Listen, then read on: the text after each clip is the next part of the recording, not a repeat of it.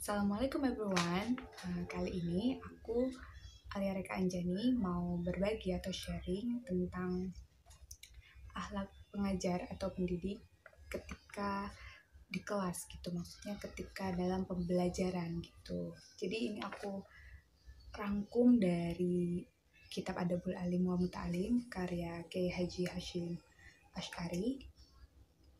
Ini ada di bab 6. Jadi aku bakal jelasin poin-poin pentingnya yang menurut aku ini bermanfaat banget bagi para calon guru atau yang udah jadi guru, juga bisa diterapkan dan bisa kita terapkan gitu.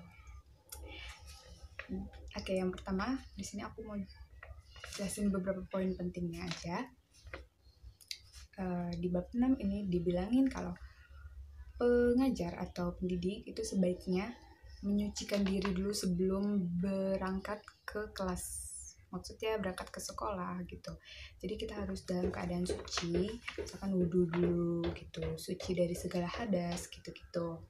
Nah selanjutnya kita juga hendaknya berdoa dengan doa yang telah diajarkan oleh Nabi. Jadi kita sebaiknya selain menyucikan diri dari segala hadas, kita juga harus berdoa sebelum berangkat. Terus selanjutnya selain berdoa, ketika di perjalanan kita tuh harus kayak zikir sampai kita sampai ke tempat atau ke sekolah itu gitu, banyak-banyak berzikir. Terus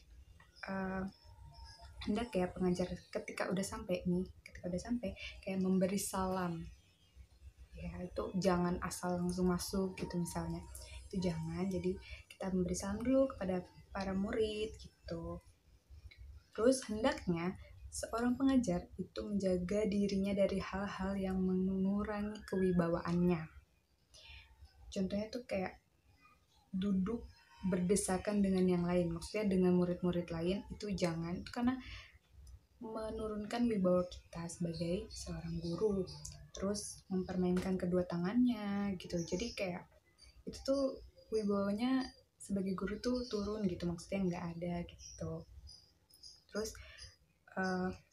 hendak ya para pendidik atau pengajar menjauhkan dirinya dari bersenda gurau ya, jadi kayak mungkin kalau untuk lucu-lucu gitu, tapi yang biasa-biasa aja, jangan sampai yang terbahak-bahak misalkan ketawanya atau sampai ngakak banget ketawanya, itu jangan, karena wibawa kita juga sebagai guru juga akan turun gitu. Terus pengajar hendaknya tidak mengajar di waktu ketika perutnya tuh kosong gitu, maksudnya kayak kelaparan kan gak enak juga, misalkan siapa tahu kedengeran gitu suara perutnya, jadi jangan kelaparan. Jadi kita harus udah fit, udah segar, udah siap untuk mengajar gitu. Terus pengajar itu hendaknya duduk dengan menampakkan dirinya supaya bisa dilihat. Jadi kita sebagai pendidik jangan kayak duduk terus murid-murid kita tuh nggak ngelihat kita, jadi ketutupan. Jadi kita harus tegak gitu, tegak, dan semua murid yang ada di kelas itu bisa ngelihat kita ketika kita menjelaskan gitu. Nah selanjutnya di sini pendidik hendaknya berdiri. Jadi kalau misalkan di dalam ruang kelas itu misalkan ada para pemimpin Islam, misalkan ada kayak misalnya kayak misalkan kepala sekolah atau yang lebih tinggi lagi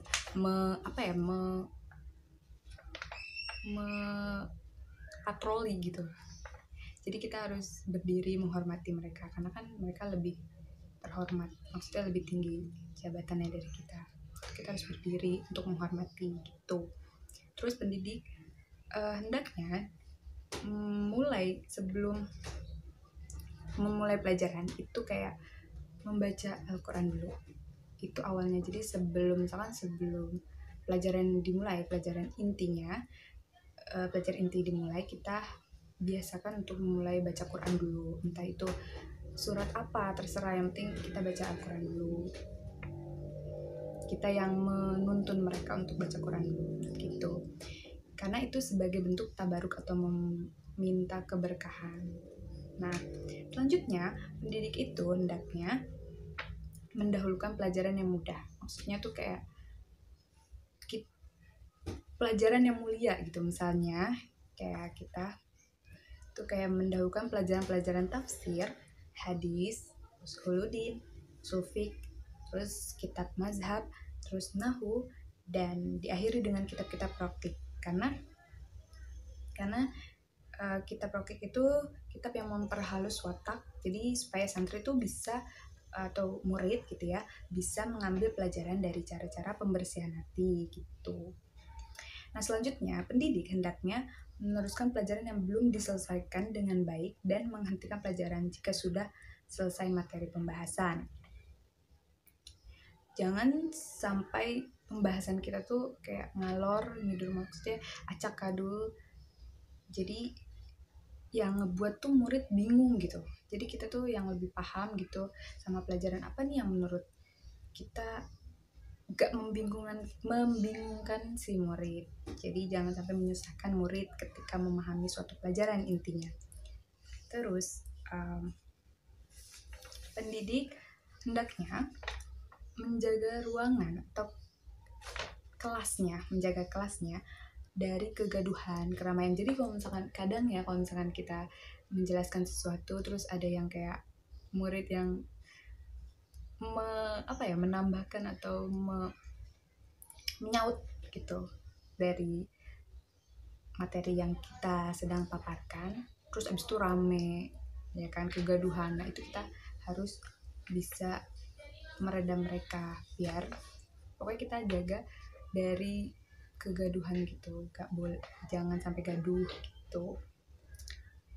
Terus pengajar hendaknya mengingatkan kepada para murid bahwa berdebat itu tidak baik. Jadi kalau misalkan kan wajar ya kalau berdebat, tapi kalau berdebat yang masih wajar itu boleh, tapi kalau misalkan yang udah kelewat batas, misalkan sampai mau berantem itu jangan.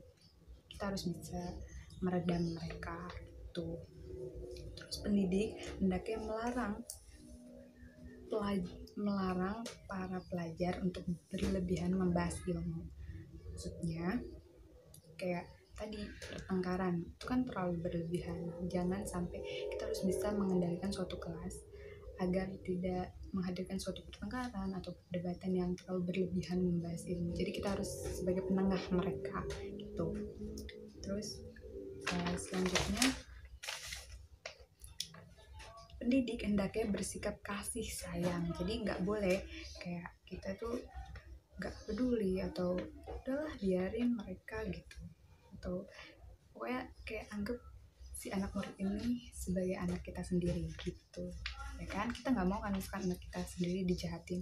Nah, kita perlakukan anak murid orang lain itu sebagaimana anak kita sendiri gitu. Terus di akhir pelajaran atau kelas gitu, kayak pendidik sebaiknya menyampaikan perkataan yang mengisyaratkan bahwa pengajaran sudah berakhir.